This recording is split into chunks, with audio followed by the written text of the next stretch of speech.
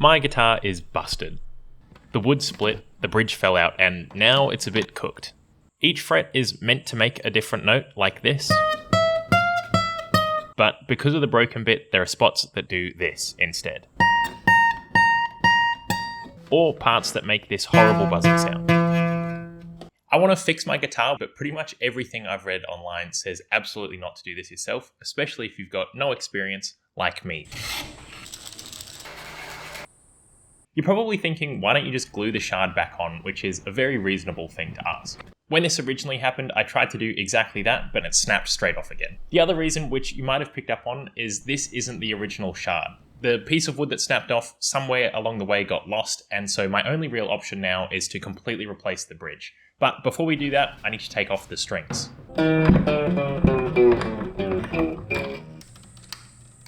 From what I could see from a few local guitar shops, getting this replaced professionally actually costs more than this guitar is worth, so that just doesn't compute to me, and I am nothing if not stingy.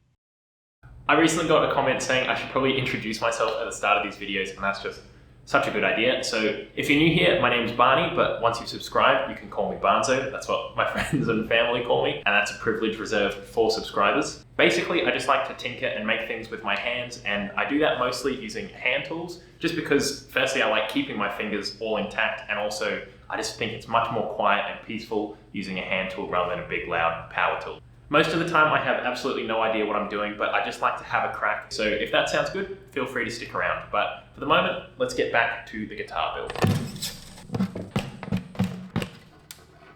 I'm sort of procrastinating the next step because it is quite a major one.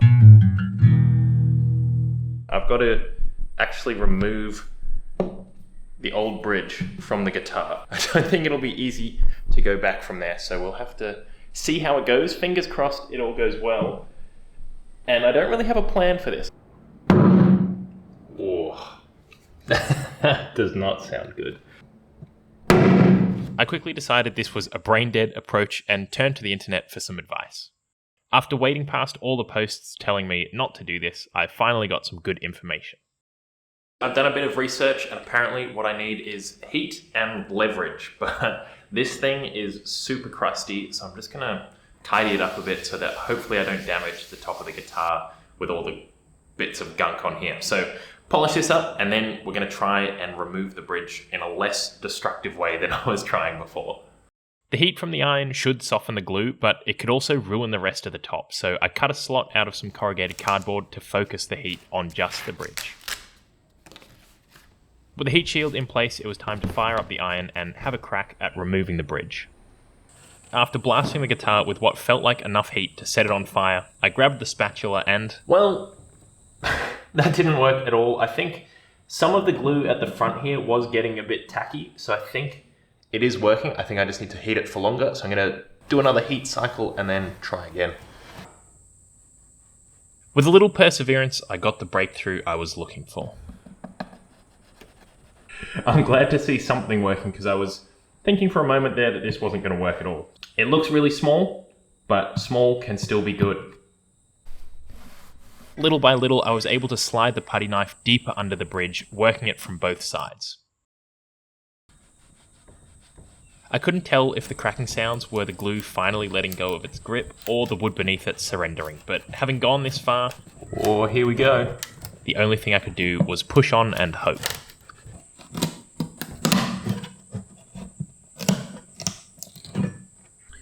We have liftoff.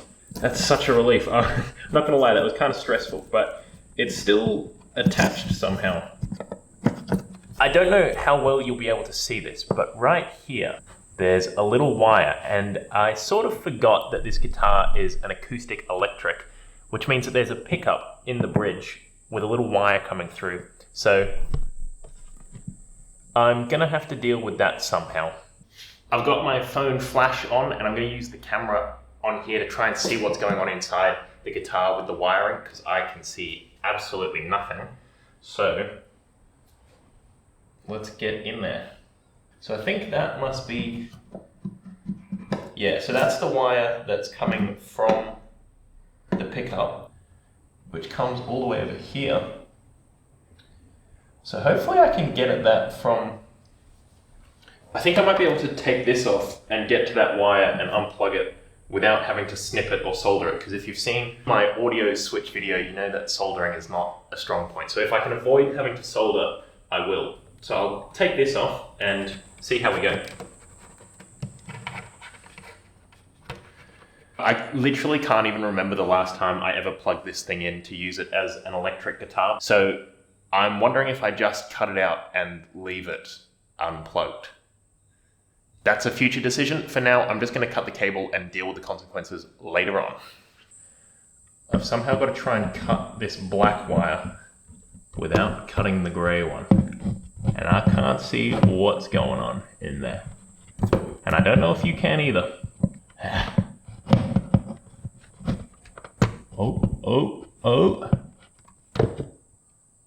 Oh, bingo. First try, too easy. There's bloody heat shrink tubing in there, which means that I can't actually pull this out of this hole. So I gotta cut it somewhere else now, I guess. I don't think I'm gonna make this electric again.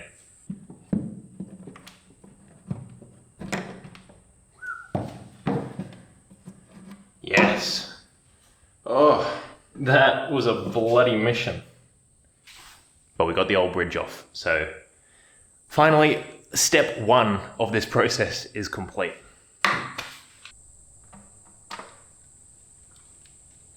I've decided I'm not going to put the electronics back in this guitar, but that does mean there's just a massive hole in the side. But thankfully, I know someone who can help, and that's today's sponsor, PCBWay. They can help out with a whole bunch of services that you might not be able to do yourself, such as PCB manufacturing and assembly, CNC machining, sheet metal fabrication, 3D printing, and even injection molding. All you need to do is simply upload your designs to the website and then choose from a massive range of materials and finishes to get an instant quote for your parts. They'll even check over your designs for you to make sure you get the best possible result. And before long, your parts will magically arrive at your door. So if you want to have access to all of these manufacturing capabilities at an affordable price, then check out PCBWay using the link in the description. Thank you to PCBWay for sponsoring this video. Let's get back to it. We're finally on to step 2, which is to make a new bridge, and to do that I've got this piece of hardwood that I've had forever. I tried doing some carving on it a long time ago, but it didn't turn out very well, so I'm going to repurpose it into a new bridge. So let's get onto that. Like all the steps in this build, I was a bit anxious about how this would go. The string holes have to line up with the ones on the guitar, and the bridge insert has to be in the exact right spot, otherwise all the notes of the guitar will be wrong. But rather than think too hard about all of that, I just focused on what was in front of me, which at this point was just a block of wood, which isn't too daunting. After getting it roughly to the right size, I was also treated to some meditative sweeping, which helps calm my nerves. With a nice clean slate, I was ready to tackle a scary step, drilling the holes, but thankfully I had the perfect guide.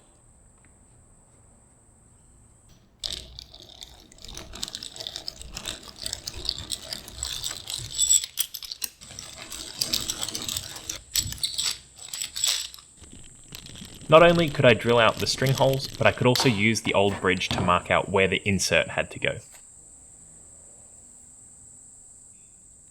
It turns out this step wasn't actually that scary at all, and all the holes lined up perfectly.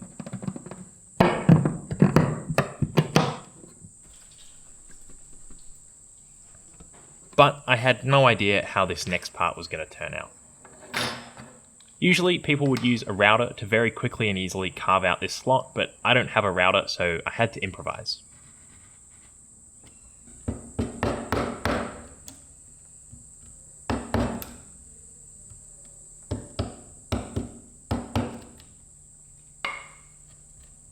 I didn't really have a plan on how I was going to do this, but it seems like the chisel and the X-Acto knife might work. So I'm just going to keep scoring it and chiseling away until I get down to depth, and then I'm going to have to try and do something to smooth off the bottom, and I'm not sure what that's going to be yet, but I'm just going to figure that out when I get there. I'm sure a lot of people would look at this and my lack of router and think that what I'm doing is all wrong, but I actually had such a lovely time. I find that working with hand tools is so tranquil that I get into a bit of a trance-like flow state. I also really enjoy using my body as a source of power. and I get to really know the piece that I'm working on. I don't know how well you can see it, but we're getting pretty close to the final depth here. The chisel's doing a really good job at cleaning this all out, so I'm pretty happy with that. I thought it was going to be much more complicated than it ended up being, but it's looking pretty good so far.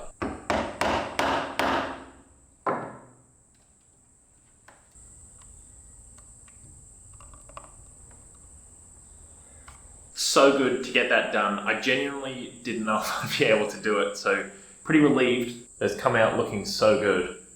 With that done, I can now move on to shaping this so it's less of a just block of wood and more like something that lives on a guitar. So I didn't want to do that until I knew that this was going to work, because I didn't want to waste my time doing all of the shaping, but that's the next step. Eager to crack on with things, I grabbed my chisels and got to work.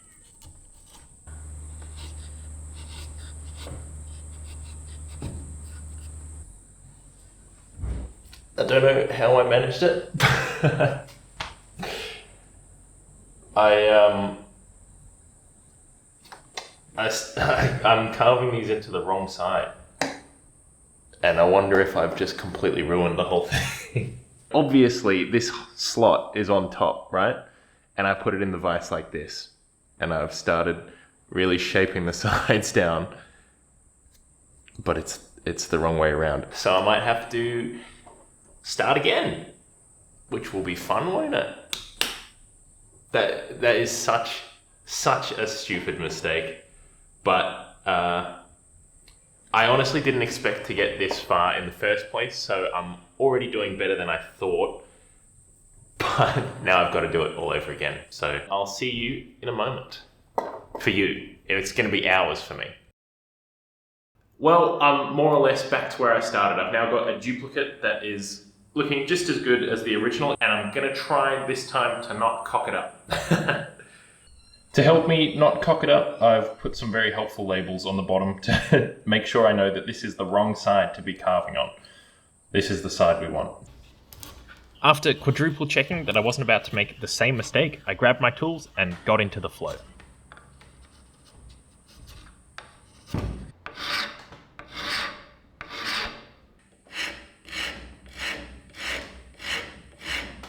Before long, it was taking shape and I could move on to some sandpaper to get it that last little bit of the way.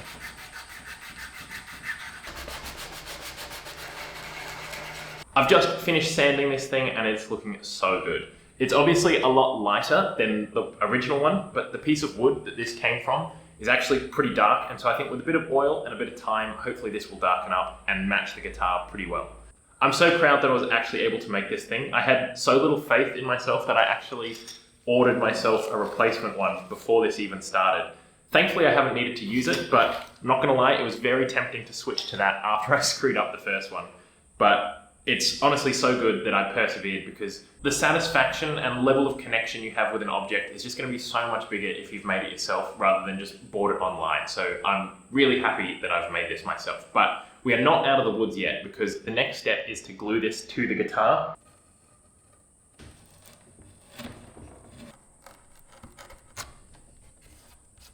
Well, that was a little bit of a detour, but it's looking pretty good now. That should just mean that the pins for the strings are actually going to bite in properly and hold the strings securely. So we're up to the stage of gluing this together. But before we do that, we've got to do a bit of surface prep here, because as you can see, there's bits of wood from the original bridge as well as some varnish under here. So I'm going to scrape all of that away so that we're just gluing wood to raw wood, which should have the strongest bond, I think, in theory. So I'm going to crack on with that. I've managed to get all of that lacquer and everything off. It was a bit scary, I'm not going to lie, because if you go past the line, then obviously you're going to see it when this is on. But also, this isn't very thick wood at the top, so I really was only just trying to take that very top layer off. It looks pretty good. So I think we're ready to glue it on, which is I'm actually shitting myself for. And that's because none of my clamps are deep enough to be able to get the bridge from the sound hole, which is how you're meant to do it. But I've got another idea that won't involve these clamps, but I need a few little bits and bobs for that first. The idea is pretty simple. I can use the old string pins for alignment and then sandwich it all together with 2 blocks of wood that are squeezed together with some bolts that are also going through the string holes. The dry run went alright, I think. It seems like it's going to be applying enough clamping force to this to hopefully get a good bond. It's just a bit fiddly. Obviously clamps would be so much easier, but I don't have the right clamps. We'll see how we go. I'm going to put some masking tape around the outside of this so that hopefully I don't get glue absolutely all over the guitar. And then I'm just going to go for it. Fingers crossed it goes alright. I guess there's only one way to do it, and that's to do it. Shout out Amelia Earhart. Whoa! Off to a bad start.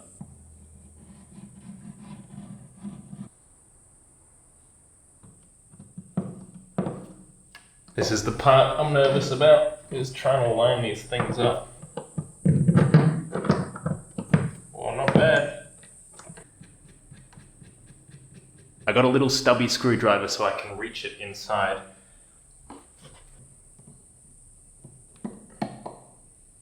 Well, I think that's as good of a clamping job as I can do for the moment. I've just got to let it sit here for 24 hours, but in 24 hours, I'm not going to be here because I'm going to be at the beach, which is going to be great, but I really want to know how this has gone, and I'm scared that when I take the clamps off, it'll reveal that I've done something horribly wrong, but I won't know until after I get back. Last minute update before I go to the beach. I found that these clamps can reach this piece of wood. They don't actually reach the bridge underneath, so I've put these clamps there to try and hopefully make sure that everything's got really good contact with the glue. Hopefully this will all be good. I'm gonna go to the beach now. I'll see you in a couple of days' time.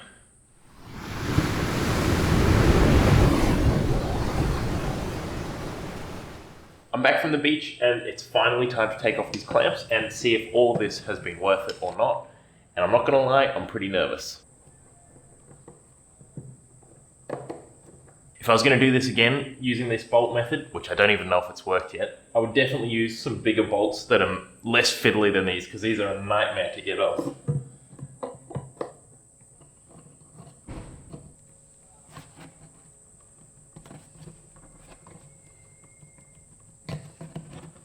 It's not a good sign. The first bolt came out easily, but the second one was being really stubborn, so I had to get a bit funky with it before it would finally come free. The thing I've been most nervous about is whether or not I've glued these pins into place, which I didn't really think about too much at the time, but I've had lots of time since to reflect that maybe it wasn't such a good idea. So, we shall see what has happened. And they are feeling quite stuck. The string winder didn't make a dent, and the pliers only dented the top, so I was getting pretty worried that the pins would be glued in forever and just completely ruin this guitar. Oh, thank God. Thankfully, the rest of the pins came free with a bit of wiggling, and I could finally see this had all worked. I just had to remove the tape, which promised to be very satisfying. And I don't think I have ever had a less gratifying experience in my life.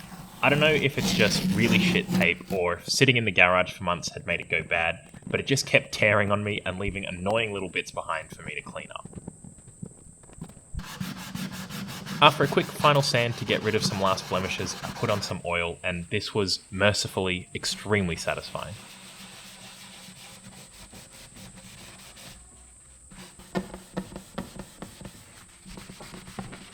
The bridge is on and it's looking lovely, but I won't know if it's worked or not until we put the strings in, and there are a few little final touches to put in as well, so I'm going to get cracking with them and then we can finally see if this has all been worth it.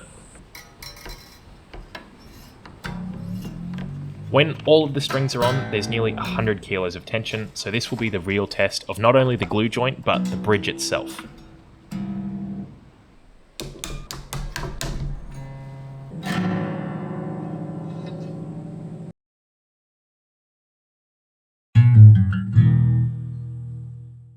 I've been trying for so long now to get a perfect take of me playing some guitar with the new bridge in, but I keep screwing it up. So rather than try and get a perfect take, I'm just going to do a take, and it's just going to be what it is. All right? All right.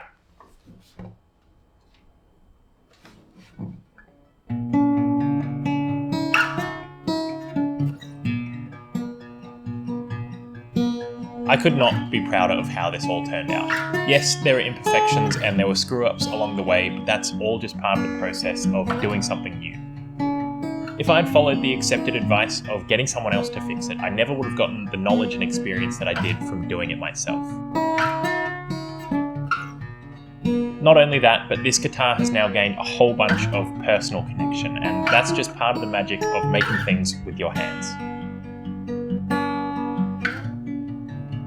As always, a massive thank you has to go out to the members who so generously support this channel, and thank you to you for watching. I hope to see you again soon.